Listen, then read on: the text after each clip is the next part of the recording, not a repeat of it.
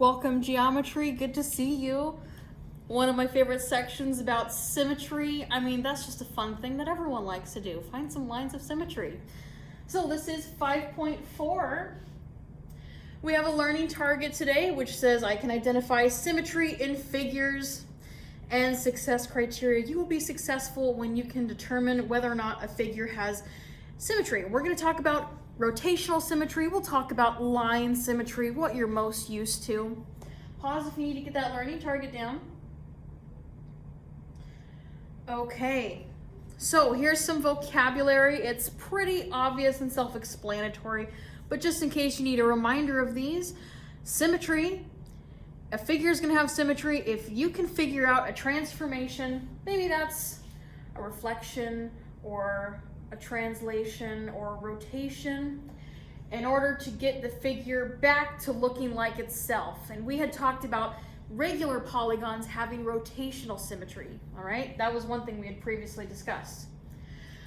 A figure is going to have line symmetry, so aside from rotational symmetry, it could have line symmetry if it could be reflected. So instead of rotated, if we can think about some reflections across the line of reflections so that the image looks again exactly like the original figure, the pre-image, right? So there's symmetry. You've got symmetry if you can figure out a transformation so it looks like itself.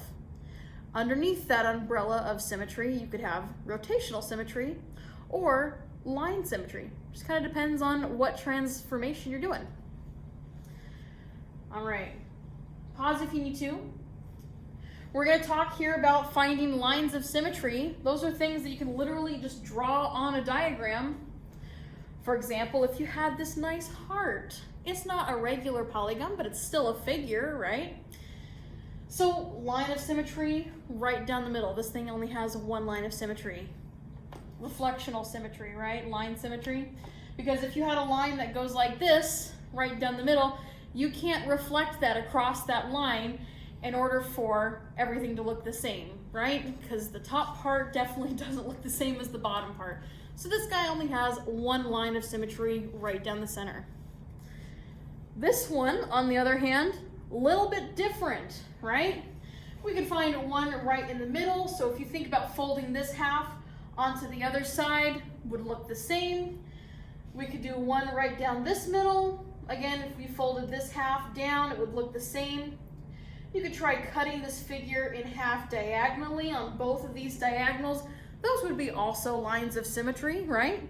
So it kind of just depends, and you may have to have a keen eye for these. All right. You may want to pause and test yourself. How many lines of symmetry do these guys have? Well, definitely I'm seeing one right down the middle there, right?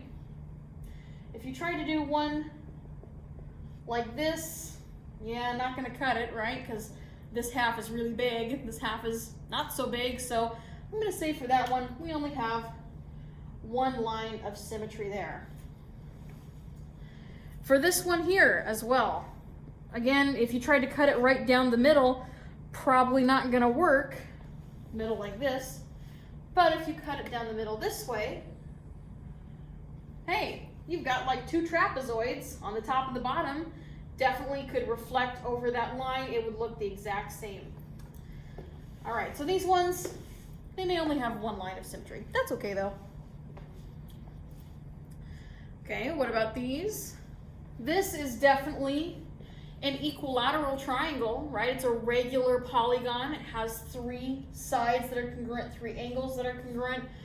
I already know right now, since it's an equilateral triangle, it's got to have three lines of symmetry. One right down the middle, one right down again kind of the middle here, one more there, all right? This thing, it's not a regular quadrilateral, but I could find more than one line of symmetry, right? So definitely those two right down the middle. If you're trying to think about doing a line of symmetry that way, I would encourage not, because again, if you thought about reflecting, here I'll get rid of that part there. If you thought about reflecting across that line, this little triangle that is representing half of your rectangle, it would be reflected to look something like that, right? And those two obviously don't match up. So that line of reflection, it's not symmetrical. It's not a line of symmetry, right? So here we just got that 2. Here with our equilateral triangle, we have the 3. Alrighty. So we are going to use those lines of symmetry to help us look at some rotational symmetry, because we have a little connection there. So rotational symmetry, and we had talked about this again earlier with our regular polygons. The rotational symmetry is the smallest angle of rotation that would map a figure back to itself. And to find that smallest angle of rotation, and remember how earlier we had written down 360 for regular polygons, we had written down 360 divided by how many sides it has. This holds the same for lines of symmetry. So maybe you don't have a regular polygon, but you can find some lines of symmetry from it, right? Then you can figure out its angle of smallest angle of rotation, excuse me. So 360 divided by n, and let's let n equal the number. I'll say this is the amount of lines of symmetry. So 360 divided by however many lines of symmetry you have, that is going to give you equals, I'm just going to call this R. R, and that's going to be R, I'll call it the smallest angle of rotational symmetry. Hopefully that looks okay. So R, we'll call it the smallest angle of rotational symmetry. Again, you can just find that by taking 360 divided by however many lines of symmetry your figure has. Pause if you need to. Okay. So let's look at those figures once more. We had decided that this heart has one line of symmetry. So to find its angle of rotational symmetry, well, 360 divided by that one line of symmetry is just 360. So this guy's boring. And the only way to rotate it to make it look exactly like itself is to rotate it 360. So good job, heart, but you failed at being exciting, right? This one is more exciting. It has 4 lines of symmetry. So we found those lines of symmetry. 360 divided by that 4 gives you 90 degrees. So its smallest angle of rotational symmetry is 90. We could also rotate this 180 degrees. It would look the same. And again, we're rotating around that center point, right? We could rotate it 270, 180, 360, right? Those are all multiples of 90, but 90 is your smallest angle of rotation. Okay, let's do a couple more of these. This guy, he only had one angle, or one line of symmetry, right? So his angle of rotation, 360 divided by 1, just 360. So again, not super exciting. Same thing with this guy. He only had one line of symmetry right down the middle, so 360 divided by 1, still 360, not super exciting. Here, we had decided that this guy had 3 lines of symmetry, right? So 360 divided by 3 is going to give you 120. So that's more interesting, right?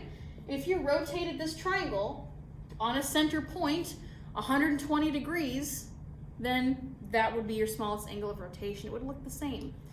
We already kind of know that because we know it's a regular polygon, right? We've done that before. Our rectangle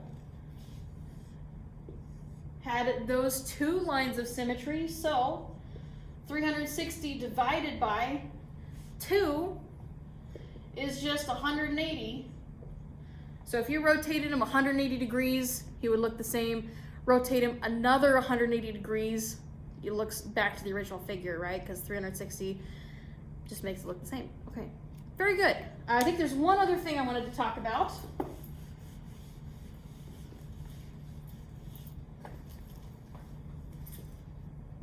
Okay, this is probably not something you want to write down unless you have some extra time, but again, this is just kind of covering regular polygons. So you could look at just any figure out in the world there and find its rotational symmetry by finding the lines of rotation.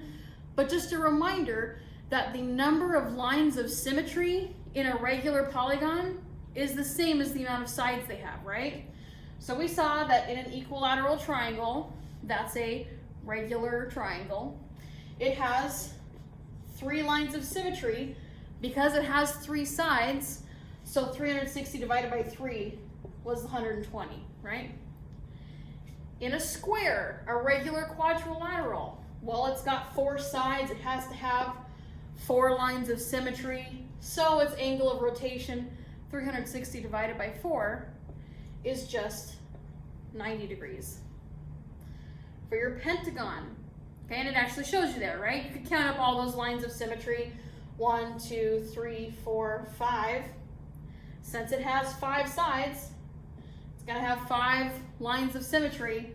So its angle of rotation is going to be 360 divided by 5, just that 72. Let's say again you have a regular 100 gon, right? So maybe it has, that says 100 gon, maybe it has 100 sides, so it has 100 lines of symmetry. I wouldn't want to draw that out. And its angle of rotational symmetry, well, 360 divided by 100 is 3.6. So if you rotated that figure 3.6 degrees, it would look the same. Another 3.6, it would look the same. Another 3.6, it would look the same, right? So anyway, that's kind of fun. All right. We got a couple more minutes here. Ooh, forgot that. This might be an example you want to get down. Maybe just write down regular polygon, 13 sides, angle of rotation, question mark. That may be how you want to phrase that. So again, without even a picture or without having to draw our lines of symmetry, we can just say, all right, 360 divided by 13 has to give me R, right? R is your angle of rotation. 360 divided by 13 is 27.69. It keeps going on and on. So I'll just say that, I'll kind of round that out to 27.69. All right, so that's your angle of rotational symmetry. Okay, this is a great one to get down in your notes. Feel free to paraphrase that real quick if you'd like. Pause if you need to. Okay. If the angle of rotational symmetry for a polygon is 72 degrees, how many sides does it have? Here we know the angle of rotation. We don't know how many sides it has. So I'm just going to rewrite that little formula that we had just talked about earlier. If you take 360 degrees divided by the number of lines of symmetry, or in the case of a regular polygon like we have here, if you took 360 degrees and divided by how many sides it has, well, that is going to give you R, right? Your angle of rotational symmetry. So let's say we already know what R is, so replace that with 72 degrees. And then we have an equation that we can just solve for n, right? So I like to do it this way. To get n out of the denominator, I'm just going to multiply by n on both sides. And that gives me 360 equals 72n, and then I can just divide by 72 on both sides. All right, so that one's pretty quick and easy. Just plug in the information you know into that basic little formula, then you can solve for it. So 360 divided by 72 will give you however many sides you have.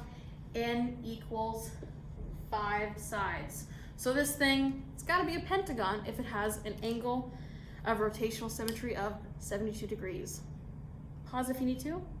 I'll see you in Blackman 107 to check off your notes. Thank you very much and have a great day.